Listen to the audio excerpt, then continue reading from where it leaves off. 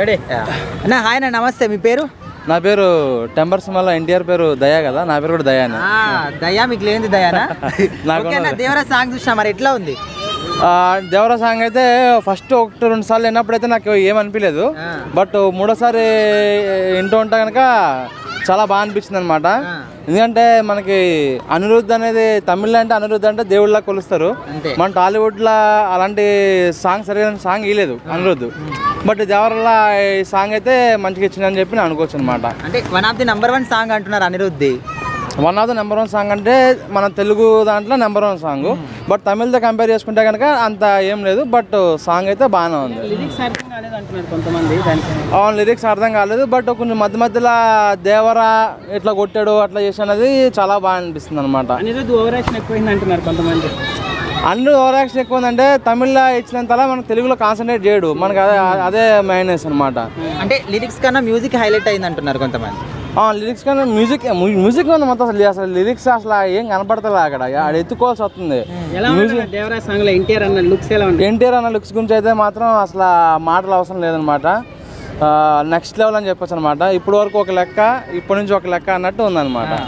So temper movie అనేది ఒక torch movie అయితే కనుక ఈ మూవీ అనేది ఒక స్ట్రీట్ లైట్ మూవీ అనమాట.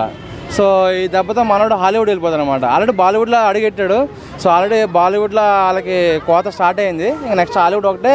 సినిమా ఎలా ఉండబోతుంది అన్న ఫైట్లో అవ్వచ్చు సాంగ్స్ అవ్వచ్చు. నాకు ఫస్ట్ టీజర్ చూసినప్పుడు అయితే కొంచెం ఛత్రపతి మూవీలో స్మగ్లింగ్ ఉంటుంది కదా అంటే సొరచేప అట్లా అనిపిస్తుంది అనమాట. సో అంటే కొంచెం కొరటాల శివ గారు డైరెక్షన్ అయితే కనుక నమ్మకం పెట్టుకొచ్చాను అనమాట.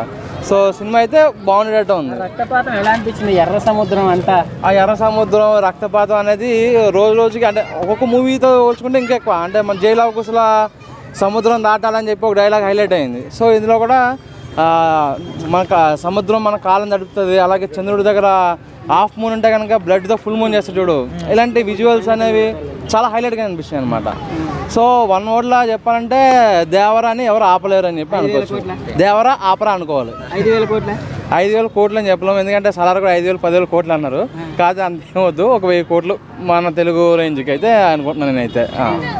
RRRకి మించి ఎక్స్పెక్టేషన్స్ పెట్టుకోవచ్చా? RRR అంటే రామ్ చరణ్ కూడా ఉన్నాడు కాబట్టి అది అంత అయ్యింది. సో దీనిలో ఎన్టీఆర్ అంటే సింగిల్ కాబట్టి కనుక RRR వరకు పెట్టుకోవచ్చు. ఏది హిట్ అవుతుంది అనుకోవచ్చు? కల్కి, Pushpa, Devara, game changer, OG. నాకైతే డబుల్ స్మార్ట్ హిట్ అవుతాం అనుకుంటున్నాను. ఇవన్నీ ఫ్లాప్ అంటలేదు. అంటే డబుల్ స్మార్ట్ టీజర్ నాకు బాగా నచ్చింది. ఉన్నట్లో ఇప్పుడు కొంచెం డైలాగ్ డెలివరీ కానీ అది నాకు బాగా అనిపిస్తుంది అనమాట. బట్ మీరు అడిగిన దాంట్లో చూసుకుంటే కల్కి నాకు బాగా అనిపిస్తుంది. ఎందుకంటే కల్కిలో బుజ్జి అనే కాన్సెప్ట్ నాకు బాగా అనిపించింది. అలాగే బుజ్జి వాయిస్ ఓవర్ కూడా కీర్తి సురేష్ చేసింది కదా, ఇంకా బాగా అనిపిస్తుంది అనమాట.